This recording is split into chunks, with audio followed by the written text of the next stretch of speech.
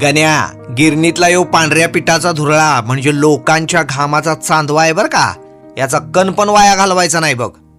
आईची अशी ताकीद मनात साठवूनच धंद्यात उतरलो.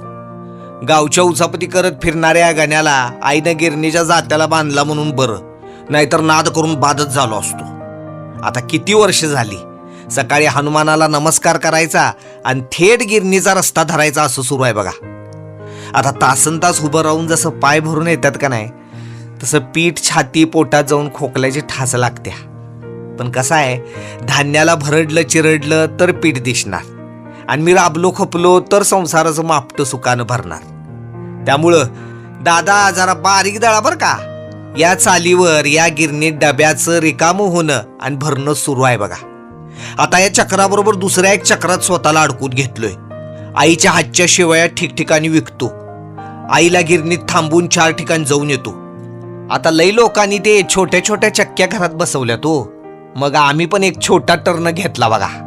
आता गिरणीचा पट्टा जरी बंद चालू राहत असला तरी यो गण्या आईच्या साथीनं डबल स्पीडनं काम करालाय.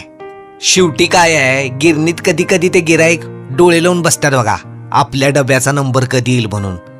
तसं आपल्या कष्टाचं चीज होईल आणि सुकाच्या भाकरीचं पीठ झरझर झरल म्हणून वाट बघायची बघा. बाकी सगळी एक नंबर आहे.